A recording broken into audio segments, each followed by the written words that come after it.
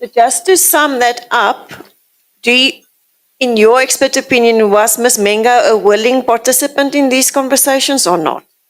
No. She comes across as reluctant and unenthusiastic and always always busy with something else. I don't know how much clearer you can be than when you say no to somebody. And that is said a couple of times. No, that's not possible. It's not going to happen. So, you can see that there is somebody staking boundaries. And just the fact that if somebody persistently asks you for something and you don't give it to them, you don't want to. So this comes across as reluctant and unwilling and outright no at times. And just to tie it all up together, based on your analysis, Ms. Mengo's interactions, some people do frown upon the way she reacted.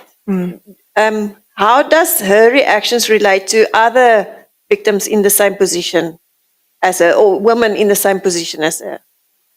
A lot of what she does you see with other women. I think one of the things you have to bear in mind is that all women, or anybody actually who's being harassed, do not respond in the same way. We have to accept that. We would like all women to stand up, or men, or transgender, whoever people to say, stop this, it offends me, do not do it again. We'd like it. That's the ideal. But that doesn't happen. And so therefore, the point about we have to understand why that doesn't happen. We also have to accept that some people are more assertive and more confident than others.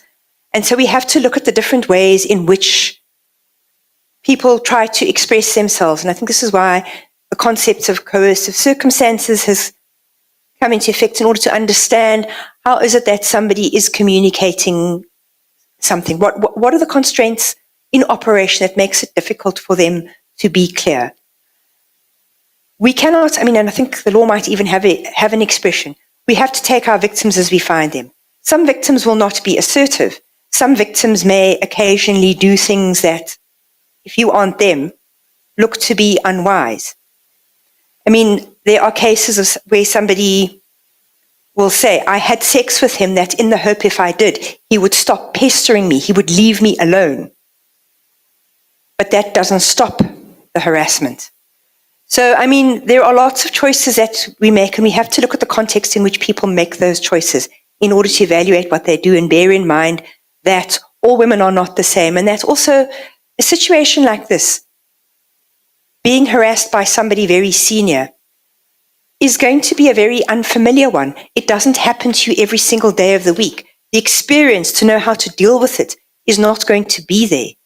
So you may do things in a range of different ways that until you try and figure out what's going on, because you don't have the necessary experience and knowledge to know what to do. You can get some women who get very angry and shout and go off and scream. You get a multitude of responses, and you have to understand what is it that prompted someone to behave in this way. Why did they think this was their best option? Again, accepting that we can't always have everybody behave in the way we'd like. Thank you, Chair. I have no further questions for this witness.